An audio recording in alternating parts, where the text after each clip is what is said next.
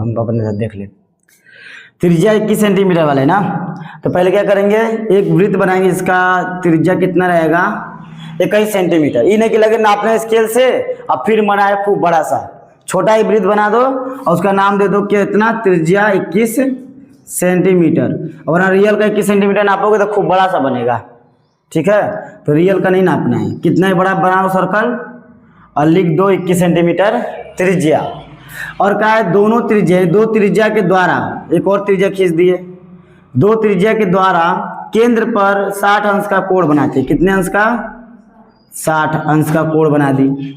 आंतरित करने वाला संगत त्रिज्यखंड, त्रिज्यखंड मतलब त्रिज्या से बनने वाला खंड, क्या कहोगे, त्रिज्या से बनने वाला खंड को हम क्या कहेंगे, त्रिज्यखंड। यानी इसको बताना है सिर्फ।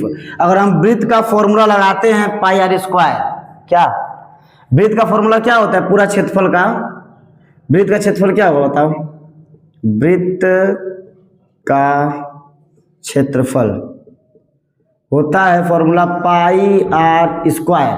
तो इससे क्या निकलेगा, इस फॉर्मूले से पूरा का पूरा वृत्त निकल जाएगा ना, टोटल वृत्त निकलेगा। मगर हमको इसमें का सिर्फ इतना हिस्सा चाहिए, कितना, इतना, यानी यहाँ से यहाँ तक इतना हिस्सा को डिलीट करना पड़ेगा या फिर केवल इतने हिस्से का मान बताना पड़ेगा।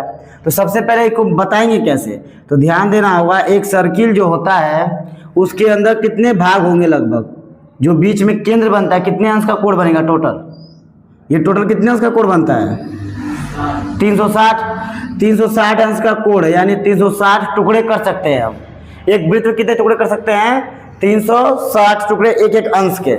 हमको कितना अंश का बताना है, 60 अंश का।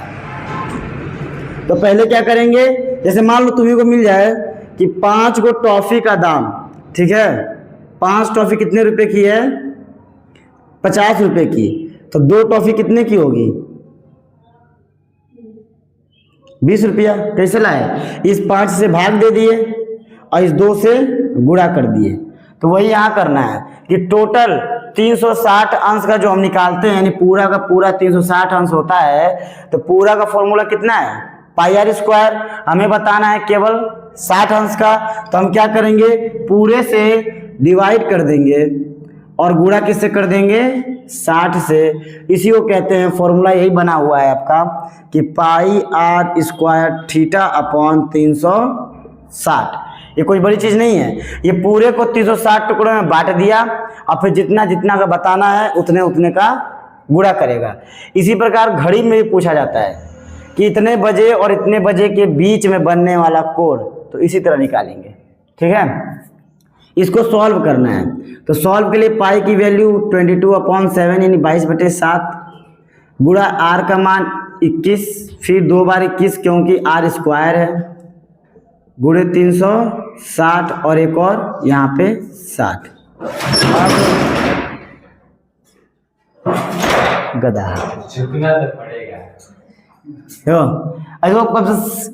अब बस इसको काटना है, जितना काट लो, यानी 0 से 0 गया, 6 से कितने बार में, 6 बार में, ये 2 से कटेगा 3 बार में और ये कटेगा 11 बार में, 3 से ये गया 7 बार में और 7 और 7 उड़ गया, बचा 11 और 21।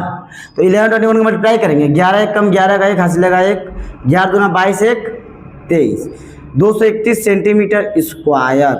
ये क्या होता है, क्षेत्रफल का मात्रक, क्षेत्रफल का मात्रक होगा सेंटीमीटर स्क्वायर, 231 सेंटीमीटर स्क्वायर।